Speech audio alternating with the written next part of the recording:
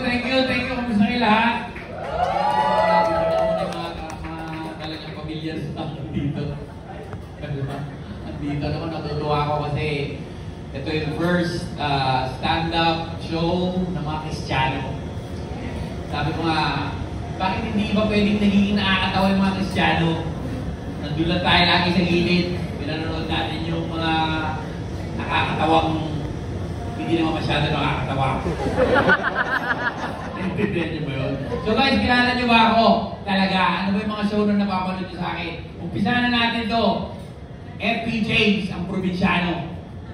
Guys, isa ako sa mga pulis doon hindi na mamatay-matay. Itong taong kami pinatay doon. 6 years na wala. Ako, tatlong taon lang ako doon. Binaral ako ng Armalite. Bukas kumakain ako ng sinangag. Binaral ako ng general dito. Kaaway namin. Ako si Bianca, binaral ako. Anong pakailan ko ito? Bang! Bang! Binaral ako ng Armalite. Ganyan kalapit. Ganito kalapit. Armalite. M16. Ang laki ng bala nun. Bukas, kasama ko si Cardo Dalisay. Kumakain ng sinangag. Tsaka kape. Pumasaw-saw pa ako sa suka. Kasi, tapos ginagamot kami ng pinsang kong veterinaryo. Binaril ka, yung mga doktor dito. Nurse, binaril ka, ang gamot sa'yo, betadine, Mertilet, tsaka gunting na may kalawang. Nabubuhay naman kami. Minsan nagbabaril lang kami ron, nakita nyo, binabaril kami ron. Kanto, may tama ako. Itatabi ka muna namin dyan. Babalikan ka namin. 3 araw kami nagbabarilan. Pag binalikan, buhay pa. Nagtawa naman yung mga tao. Diba? Cardo Dalisay. Sinaksak ni Bungo. Parang yun? Buhay. Ando sa gilid si Bungo, sinaksak dito. Tsa! Tsa! Tsa! Tsa! Tsa! Tsa! Tsa! Ito, bagsak, patay na eh. Binaril pa ng 2 beses at yan. Bang! Bang! Wala na talaga eh. Si Gary B nakialam. Wang parang umiyak. Nabuhay, nakaiyak tuloy.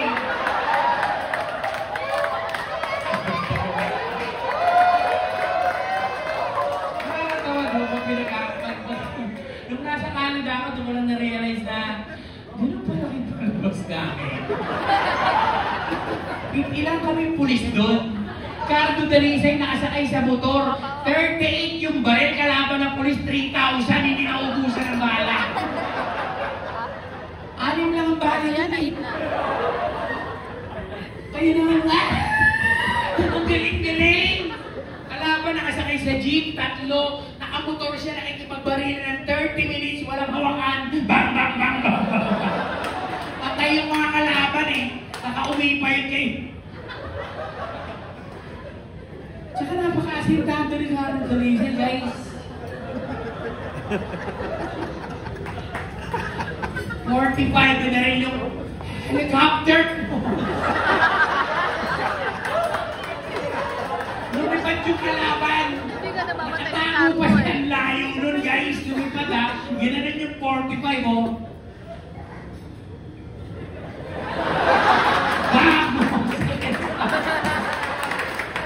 Sana kapalipaniwala yun, 2 beses, isa lang eh. 45. Ang layo nun. Eh, natatawa kayo. Nanonood din kayo nun, di ba? Hindi Umiiyak pa mamatay-matay. kayo, 1 year pa lang, nabaril si Cardo. Mamatay na ba siya? Well, hindi pa. Wala ba si Cardi? Hindi na mamamatay-matay 2 ni years ako sa Cardo eh. Canada, guys. Alam niyo, nung pupunta ko sa Canada, nanibago yung buhay ko. Sobrang alien ako ron. Init. Pagdating ko ron, imagine, naalala niyo, tumalon ako sa Sogo. Tatalon pala sa Sogo. Kasi kung tumalon ako, wala na ako rito. Guys, tatalon ako. Ang tagal ko ron. 3 oras ako doon. Walang pumunta. Nakumpara ko lang nung nasa Canada na ako eh. Kasi pag nasa Canada ka, subukan mo umakyat doon, ang dami pupunta ambulansya, mobile, mga siguro mga 50, may helicopter pa umiikot, may bumbero. Sa akin, 3 hours ako doon, may pumuntang bumbero eh. May bumaba, bumbero, nakasahan ko pa eh.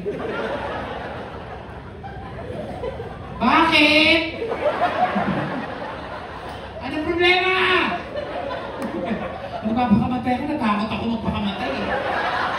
Alam kong yun doon ang pupunta ko talaga eh. Bakit? Anong problema? Sabi ko, alam mo, may problema ako, kaya nga ako nandito eh. Ako nakakasyal. Tagal ko ron. Lakas ng tama ako guys, mag-akit ko ron. Nung naligtas ako, wala na ako tama eh. May dumating silang kasama after siguro 2 hours. Election nun. Binaklas nila yung tarpaulin. Pinawakan nila anak sila. Nasa billboard ako eh. 6 stories yun. Pinakat sa akin, nakaganon yung konsyel sa akin, oh. Sabi kita. We're coming ba talaga to? Ay, hindi ako natuloy, guys. Praise God. Dahil pa ako sa buhay ko, nasa Canada ako. Unang-una natutunan ko rin yung salitang, "Hi, how are you doing?" Sabi na sa akin, sumagot ka. Sabihin ko, "I'm good, how are you?" Pasok ko sa mall, punta mo sa isang tindahan, "Hi, how are you doing?" "I'm good, how are you?" "How are you doing?" "I'm good, how are you?" Ulit-ulit, paulit-ulit. Gusto ko sabihin, "Can you please ask him? Just stop him, I'm okay." Gawin mo rito yan. Gawin mo rito yan. Nag-aabang ka ng jeep. Sabihin mo sa babae, "Ay, miss, kulas mo na yun." Pinestos ako. Diba? Sa kanila, meron pa doon. One time, magja-jogging ako. Bago ako, siyempre, Pilipino, palabate, may dalawang puti, medyo may edad na, mga pensyonado siguro yun, namimitas na ano. Sabi, "Hi, good morning, are those berries?" Sabi sa akin, "Come here, we will teach you how to make them a jam." 3 oras ako doon, di ako makaalis eh. Pinuwento ako ng buhay nila eh. Okay, puro gano'n lang, "Really? Okay. Makaalis eh. Uwi ako, magluluto na ako. Nakikialam kasi. Jesus Christ, pagka-decorated ako ng bibero ah. 2 years ako ng straight. Ang lamig doon guys, nag-negative 50 ron. Pag lumabas ka nakangiti, yun yun ang mukha mo hanggang ulit.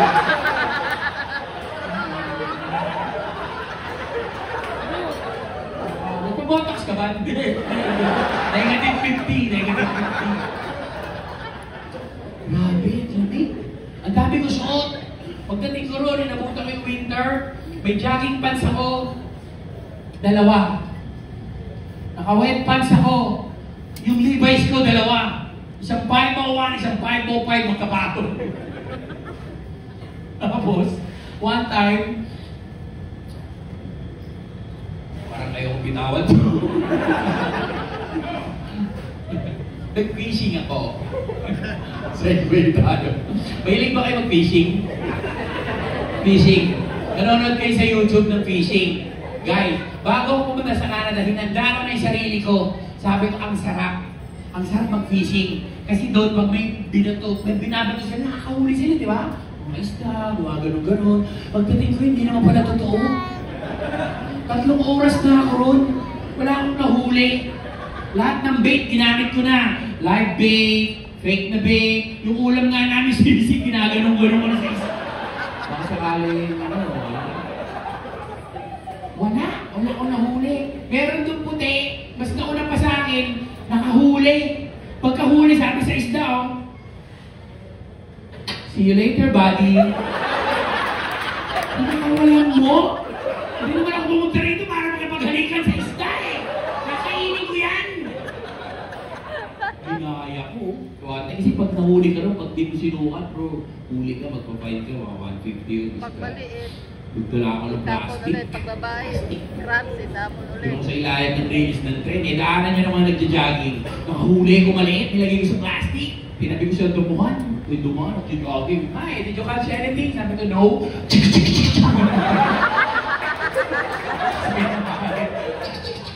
Gano'n pa ako. Yung aking telepono, manyari, ringtone. May sukat siya eh. Sarap, no? Pag sa Canada. Sarap makarinig ng tawa na galing sa puso.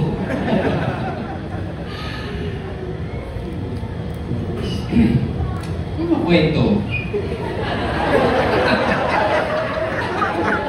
Sino ba yung mga bata ba rito? Yung mga bata? Ayun o. Oo, hindi naman natatawa sa akin. Naglalaro pala. Akala ko naiintindihan ako. Talino, naiintindihan ako. Naglalaro pala. Sabi ko yung mga bata sabi sa Canada, hindi ko pwedeng tututin yan. Di ba? Pagalitan mo lang yan. Come here! Come here! Hawak telepono. Nakapindot ka sa 9. Yes? Commit 1. Forget it. Dito? Di ba sino pinalaki sa palo rito? Ang sa kamay. Walang peruan. Ako, libangan ng nanay ko yun eh. Nagsaing na ako. Naglaban ako. Wala na akong gagawin. Jobber! Dama! Ay, yun talaga. Lagi ako pinapalo ng nanay. Ewan ko bakit. Tapos pag minsan bugbog na bugbog ako, kung ano yun na pinapalo sa akin, tinadyakan na ako ng bakya sa bibig ko. Ito ko yun. Duduwin bibig ko. Tapos mamaya maalala niya, mapalungin ka ng hangin. Tapos pag naghihingalo ka na, hindi ka dito. Alam mo kung ba't kita ganyan? Mahal na mahal ka namin ng papa mo. Talaga ma? Nagtutubo yung bibig. Sabista na. Paano mo ko mahal? Paano? Paliwanag mo nga nga. Basta mahal ka namin. Doon ka na.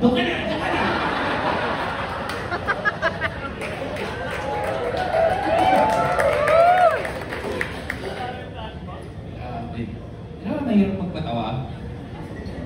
Kasi alam kong dati nag-stand up ako sa Tupay sa Pambes. First time ko nag-stand up, niyaya ko ni OG Diaz. Totoo to. Wala akong material. Siyempre, insensitive ka dahil ang yabang mo. Di ba? Porket na nagsushow ka ng banana split. Lahat, Monday to Sunday, nasa TV ako, dalawa na kanta kami ni Luis Manzano ron eh. Niyaya ko, sabi ko gano'n, pagdating ko sa venue, hindi ko alam kung ano yung mga audience. Breast cancer patients pala sila. Anong joke sasabihin ko? So nagmayabang ako, ay guys, balita ako, may cancer to kayo sa dede. Wala akong narinig na ganyan. Nakaganon na sila lahat sa akin, oh. Hindi na nasundan yun, 8 years po akong nagano, hiberning. Umiiyak ako, alam ko naman sa lahat ng pagtugin ako kayo. Hindi madali yung patawa. Ngayon, na-realize ko, guys, na bilang isang komedyante, hindi lang yung pagpapatawa eh. Di ba? Kaya naman natin maging masaya ng ganito, di ba? Bakit kailangan natin, di ba? Bakit kailangan natin magmukmok bilang mga anak ng Diyos? Ang talento ng pagpapasaya, ang galing sa Diyos. Di ba? Kailangan lang natin itama. Amen. Tsaka huwag kang magsasalita ng gano'n lalo na pag may cancer patients. Kaya nga Kristiyano na ako ngayon eh.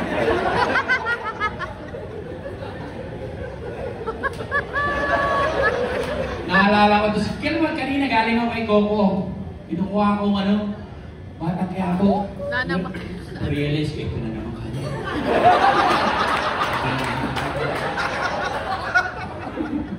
Again.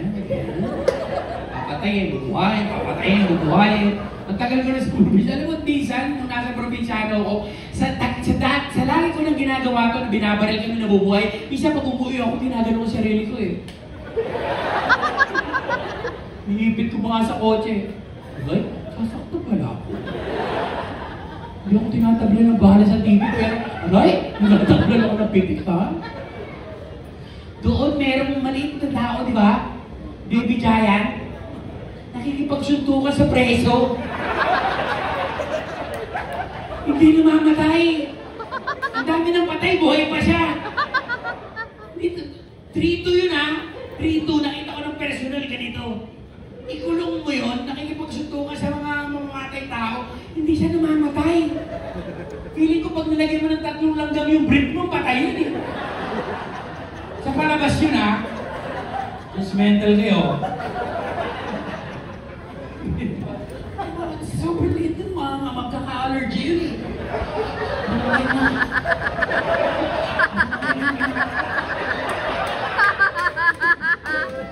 Pwede ba ng Benadryl? Overdose. Sorry, Badyo. Tingin, alam ko naman ano yung joke na hindi. Isa pa, di ba? Alam niyo ba't ako umuwi? Umuwi ako para magpasalamat sa inyo lahat. Pasalamat dahil for more than 15 years, 18 years na ata ako sa showbiz, nag-start ako sa radyo. Nakita ko yung suporta ng mga tao sa akin. Mula sa kababaan, hanggang sa mga nangyari sa buhay ko. Yung nakatira ako sa jeep, naging artista ako, naging drug addict ako, tatalon ako sa Sogo, inabot ng COVID, pupunta sa Canada. Eto ngayon, papatawa. Ulit. Sabi ko nga, hindi ko kinakahiya yung nangyari sa akin. Una, sabi ko, gusto ko pasalamat sa lahat ng mga sumuporta kay Kuya Jobert bilang si Kuya Jobert. Pero mas lalo ako nagpapasalamat kasi, di ba, halos lahat na nandito na nakakilala sa akin, naging prayer warriors ko yan. Nung napapanood nila yung mga buhay ko, dito si Grace. Kuya Randy, niya ba? Wala. Hello, Kuya Randy. Wala. Kuya Randy, si Ruther, basta marami. Alam ko naman, pagka may mga ganung klaseng mangyayari, di ba, nakikita ninyo yung nangyayari sa buhay ko, yung dati sa linyo. Hindi ko nahihiya na nangyari sa akin yung Sogo, guys. Kasi yun yung paraan ng Panginoon kung paano niya naiayos din yung buhay ko. Sabi ko nga, pagdating ko sa Canada, Lord, anong gagawin ko rin sa Canada? Hindi na ako artista. Nung COVID. Kasi ang dami kong show, di ba? Probinsyano, nagbanana pa ulit kami. Hindi nawala yung pagdepende ko sa ABS-CBN kasi yung yun yung sandalan ko. Pag hindi ting ABS, sikat si Kuya Jobert. Hanggang may show si Kuya Jobert, buhay si Kuya Jobert. Nagka-COVID. Wala lahat. Binaron na Bartolina ako sa Canada ngayon. Asang ka na ngayon. Na-depress ako dun. Wala lahat ngayon. Asang ka na. Doon ako bumalik sa Diyos. Sabi ko, Lord, paano na ako? Hindi ako magpapatawa. Nag-inom ako doon. Halos maghiwalay na kami ng asawa ko. One day, nakita ko siya. Nagigising na umaga. Akala ko pinagpalit na nga ako eh. Kausap eh. Sabi ko, may online. Nag-Bible study pala. Siya yung ginawa ni Lord. So, na-realize ko, sabi ko, Lord, ayoko na mag-artista. Suko na buhay ko sa'yo na ako. Doon na-start ulit yun. Nung sinuko ko sa kanya, hindi naman niya inalis eh, di ba? Kita niyo ngayon sa Canada, buong taon nagsishow ako doon. Pero every time sabi niya, Lord, gusto ko na lang magtrabaho sa A&W, mag-waiter na lang ako. Pero hindi, sabi niya, gusto mo magpatawa? Magpatawa ka. Pero pag nagpapatawa ka, pagkatapos doon, ipakilala mo ako sa kanila. Amen! Every time nagsishow ko, guys, nag-start ako, siguro sa Canada, ang crowd ko 150, hanggang nag-prata ako kay Gigi Dilana. Nag-show ako ron, 1,500, 1,000. Every time nag-show ako doon, tatawa sila ng masabi ko, Lord, bigyan mo ako ng wisdom para patawanin sila. Pero pagkatapos doon, bigyan mo ako ng lakas para pakilala kita. Alam mo, pinapakilala, sabi ko, nag-enjoy kayo? Guys, kilala niyo ako. Saan galing yung joy sa puso ko? Kung walang Diyos, walang Kuya Jobert na nakatayo dito. Amen! Alam mo, mas pinapalakpakan nila yun. Sabi ko nga, ganun pala ako mga tao sa totoo. Di ba? Makikita mo lang yung tawa nila. Nagbayad kayo sa akin, tumawa kayo, pinatawa ko kayo. Pero yung pasasalamat nila nung huli, hindi ron sa pinatawa mo kami, thank you, Kuya Jobert, thank you. Nakaka-encourage naman. Thank you sa Lord. Di ba? Maraming salamat sa Lord na encourage kami. Marami, pati yung kay Tony. Yung Tony Talks. Diba, hindi, every time na nadata pa ako, tinitingnan ko yun eh. Kung ano yung ginawa ng Diyos sa buhay ko. Sabi ko nga, hindi ako magaling, sabi ko nga doon sa mga nag-message ko, Jobert, paano maging katulad mo? Sabi ko, huwag ako. Hindi ako. Diba? Hanapin niyo si Kristo, hindi ako. Wala naman akong galing. Sabi ko nga, alam mo, kung nakadepende sa akin, yung kaligtasan ko, mamaya lang, wala na to. Kung salvation ko nakadepende sa akin, sa kalakasan ko, galing ko, paglabas ko dyan, meron lang ako makasalubong sa traffic. Ay! Beast mode! Hindi. Alam mo, pasalamat tayo dahil kumapit si Lord sa atin. Kahit na minsan binibitawan natin siya, na iniisang tabi natin siya, hindi tayo binibitawan ng Diyos. Amen. Ako, proud ako na nakarating ako sa Amerika, na nag-show ako doon, sa Amerika, buong Amerika, nag-show ako, buong Canada, nalibot ko na, may mga lugar ako doon na ilang beses na akong bumalik. But every time na nagtatapos ako ron, nagte-testimony ako. Sinasabi ko, kung walang Diyos, wala kayong makikitang ganitong klaseng tawa. Amen. Pinagmamalaki ko ako ng Diyos. Ano may tatanong ako sa Sogo? Yun yung palagi nagre-remind sa akin, Lord, thank you. Thank you. Maraming salamat. Kasi dapat patay na ako ngayon eh. Wala na akong Jobert. Baka binabarbecue na ako ngayon doon. Hindi kayang gamutin ng betadine, guys. Kahit ilang betadine. Once we die, judgment. Huwag natin sayangin yung mga buhay natin. Ang dami natin, ilan tayo Kristiyano rito?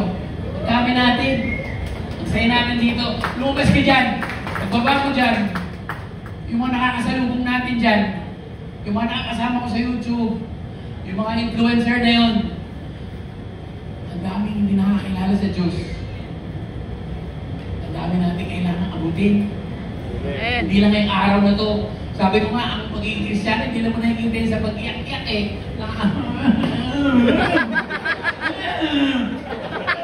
Tapos paglabas mo, Brad, tsaka pwede ka na, inom tayo.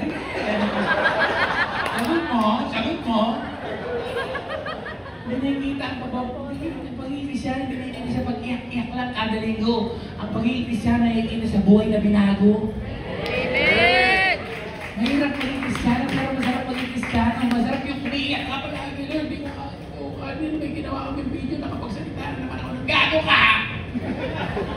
Hindi ako yun. Ayoko makipagkumpetensya sa kanila, hindi ko kailangan yun. Kasi kaya akong buhayin ng Diyos ko. Amen. Hindi ko kaya makipagsabayan kasi kilala ko kung sino ako. Nagpunta ako sa Canada, hindi naman ako naghirap eh. Blessed na blessed ako.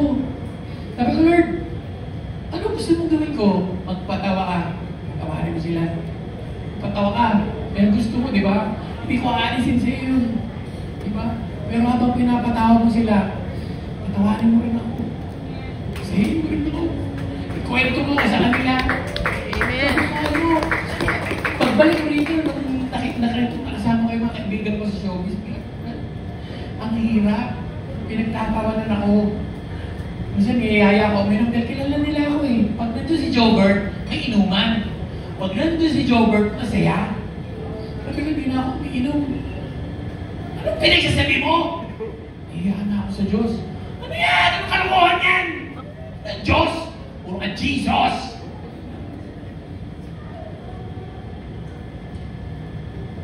Masaya na ako.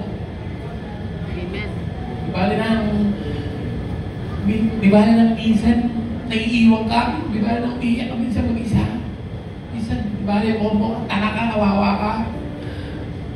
Alam mo, masaya yung Diyos sa ginagawa ko kasi di ba, ang pagiging Kristiyano, hindi laging okay. Hindi laging, yay! Kristiyano! Sarap!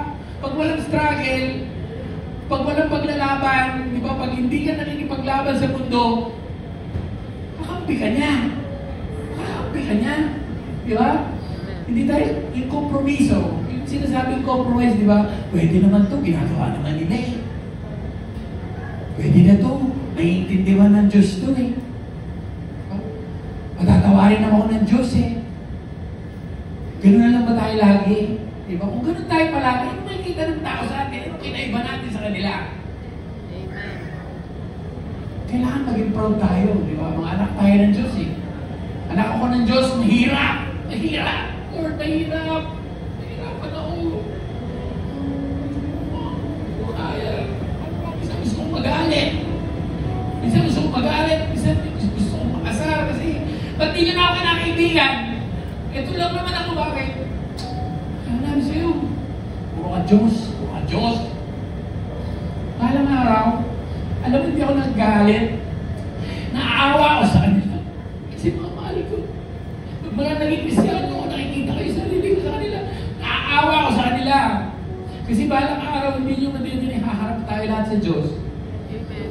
Yung mga taong gumagano sa iyo, haharap sa Diyos yun. Sorry, hindi kita kinala. Hindi kita kinala. Naawa ako. Kasi gusto ko halos lahat kilala ng Diyos. Di ba? Liga na, Bert, pasok na. Liga, salamat ha. Yung mga araw na hindi ko nakapatay mo, kahit nahirapan ka na. Gusto ko lahat ng tao. Pakilala nila yung Diyos. Iiyak ako kasi sino ba ako? Nakatira lang ako sa jeep dati. Hindi nga ako iniimbita ng mga kaibigan ko at mga kamag-anak ko kahit kumain ng pansit. Pansit talaga. Papakubukas pa. Pero may nakikinig sa akin ng mga tao. Bakit ako nilagay ng Diyos dito? Para pakinggan niyo yung makapatawa ko? Part yun.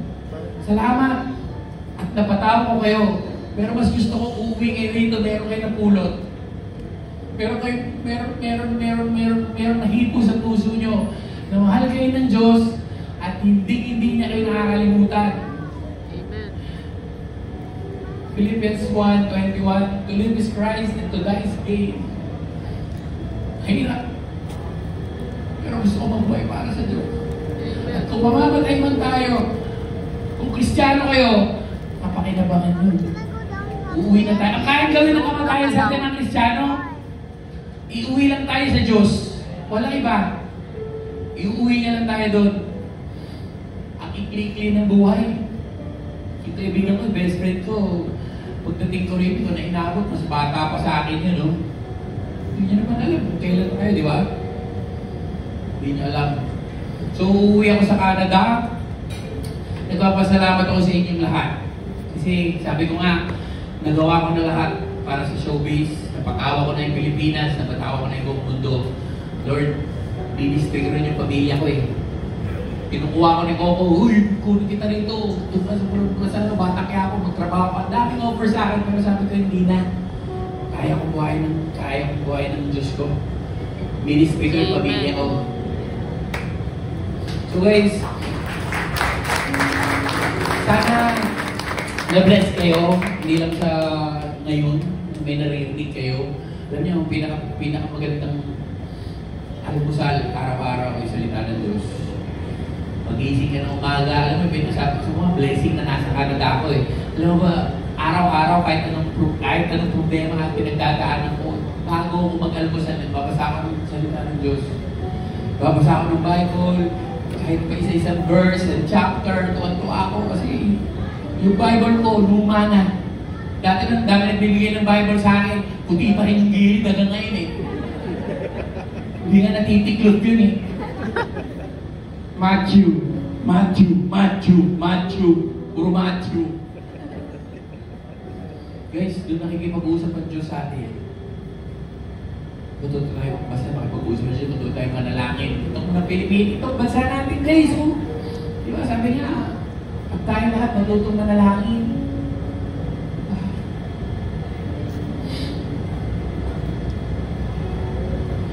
Salamat ha. Sabi ko nga, nung tumira ako sa jeep, alam mo kung tumira ako sa jeep, may ginawa akong kanta. Sabi ko kayo, para santo kanto. Pinakain ako ng lamok doon, guys. 2 taon ako sa jeep. Nakita ko ng lamok na buffet eh. Ang lamok pala pag busog, nalalaglag na lang ng pusa sa kanto. Aba eh, ganun. Isa kung lumilipad dito, gumagante ko eh. Kanina ka pa. Mukha ako ng kanta ron, habang nandiyan ako sa jeep. Sabi ko, Lord, sa mga gagawin, paano itong kantang to? Plastic. No, na-realize ko yung kantang yun, sa jeep ko ginawa. Magagamit ko ngayon yun sa ministry.